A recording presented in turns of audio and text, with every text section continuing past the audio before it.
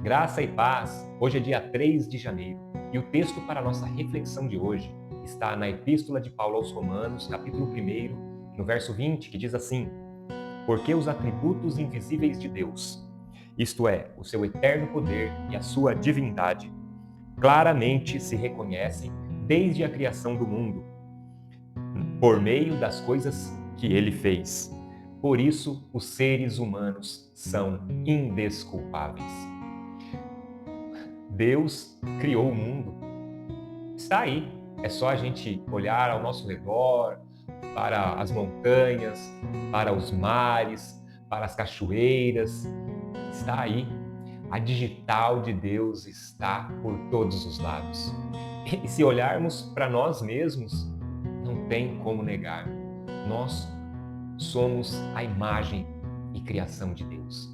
Quem olha para nós vê os atributos de Deus, como diz aqui no texto, eles são possíveis de serem enxergados através das coisas que são criadas, inclusive de nós. Mas há quem ainda duvide, há quem ainda não acredite que Deus fez todas as coisas. Existe até um famoso aí na internet, que é um ateu e fala sobre astronomia, fala sobre foguete e coisas assim, e ele dá uma explicação para como a água surgiu na Terra. A gente sabe que a água é o elemento fundamental da Terra e a Terra é feita basicamente de água. Não lembro a porcentagem, mas grande parte da Terra é feita de água, é composta por água. E esse famoso diz que como surgiu a água na Terra, diz que passou um cometa e deixou a água aqui, né? Simples de explicar, né? Mas praticamente precisa ter mais fé para acreditar nisso do que acreditar que foi Deus que criou os céus e a terra.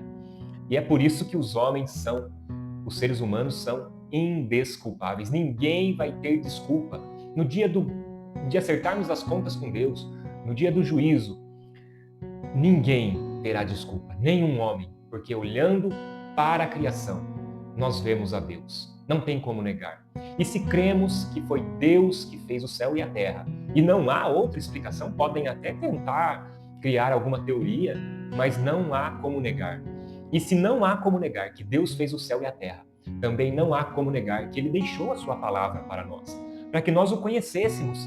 E se cremos que Ele deixou a palavra, então temos que crer que Jesus Cristo foi um plano de Deus, que Jesus Cristo é Deus feito homem que veio até essa terra para cumprir o seu próprio plano, para nos salvar, para nos redimir, para nos levar de volta para aquele lugar do qual nós fomos tirados, que era a presença de Deus, para restaurar a nossa comunhão com Deus.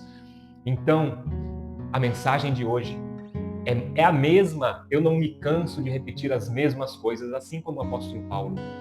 Creia em Jesus Cristo, creia que Ele faz parte do plano de redenção de Deus para a humanidade, que Jesus Cristo é o próprio Deus, é a segunda pessoa da Trindade, e Ele veio até nós, porque, na verdade, nós éramos incapazes de irmos até Deus, mas Ele, com seu amor, com a sua misericórdia, Ele veio até nós. E hoje a salvação está aí, disponível para todo aquele que crê no Senhor Jesus.